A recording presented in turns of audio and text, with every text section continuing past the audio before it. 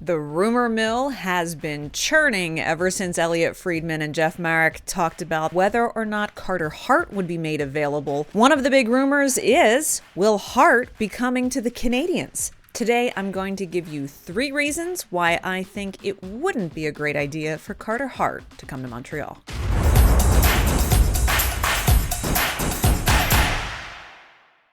For anyone who has paid attention to the Philadelphia Flyers for any length of time, it didn't come as a great surprise to see Chuck Fletcher be relieved of his duties this past week, and it really didn't come as a surprise to see Danny Briere, former Montreal Canadien and Philadelphia Flyer, take over as the interim GM, who is likely on the path to becoming a permanent fixture in the front office in some form or another for the Philadelphia Flyers. And one of the things that Briere talked about in his opening press conference was the fact that the Flyers are indeed entrenched in a rebuild and things are going to look a little different from now on. However, Danny Briere also said rebuild does not mean fire sale. One thing we know that won't change will be John Tortorella as head coach. He and Briere have a very good relationship. Briere reiterated and confirmed that he was part of the hiring committee that brought John Tortorella on and that they're on the same page. So we won't see a change there. But Elliot Friedman and Jeff Marek on their podcast this week did put out there the speculation that Carter Hart may be made available, the Flyers' number 1 goaltender. That, of course, got rumors swirling and speculation and questions about where he'll land. And the Montreal Canadiens happens to be one of the teams that fans and so forth are starting to wonder about. So today I have 3 reasons, 3 S's, as reasons for why I don't believe this would be a good move for Carter Hart to come to the Montreal Canadiens. Before we get to the first one, let's just do a little walk down memory lane with Carter Hart.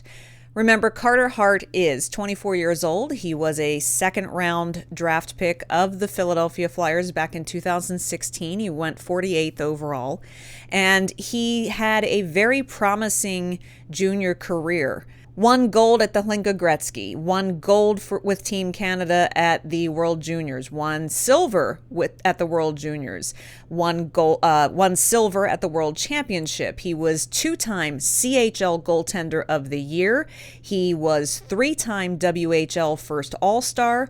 He was a 1-time WHL Player of the Year, and he was the Goaltender of the Year for the WHL 3 times.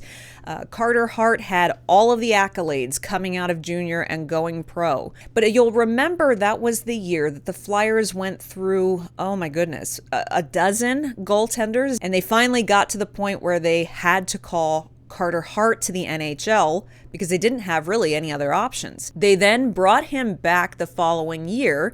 That was the 2019-20 season, and he's had that year his best pro season to date. Now remember, that was the pandemic season that shut down in March of 2020, and then they finished it in the summer, and the Flyers went on deep into the playoffs in August that year. Unfortunately, that's the last time that Carter Hart has had a winning season. The past 3 years, he has struggled with a team in turmoil in front of him, a team that was most times defensively ineffective in front of him. He has struggled with confidence, he has battled with injury, and he just hasn't been the same ever since. This year, actually, despite how poorly the Flyers are doing this year, is actually the best year that he's had stats-wise since that 2019-20 season. In his 48 games played so far this year, he has a 2.96 goals against and a 906 save percentage. But I do have those 3 S's as to why I still don't believe Carter Hart should come to Montreal, that this is not a move that Kent Hughes should make. First, I'll say stability. There's 2 sides of the stability coin. Carter Hart, wherever he lands next, needs a team that's going to offer him stability. Carter Hart needs to find his way back to confidence, consistency, and calmness. He's a very cerebral goaltender. It's very well known. He's very mature. He embraced the sports psychology methodology very early in his career. What he needs now is stability. Montreal can't necessarily offer him stability. He's currently on a team that is about to embark into a rebuild, And moving to another team that is in the midst of a rebuild, I don't believe is the right scenario for Carter Hart, nor for the Montreal Canadiens. If the Montreal Canadiens are going to make a change at the goaltending position, which quite frankly, I'm very open to, Caden Primo is not going to be the answer. And Jake Allen or Sam Montembeault could certainly be made available. Next, I'll say spotlight. There is no bigger spotlight on a hockey player or goaltender than in the city of Montreal. Scrutinized under the biggest microscope by fans and media alike.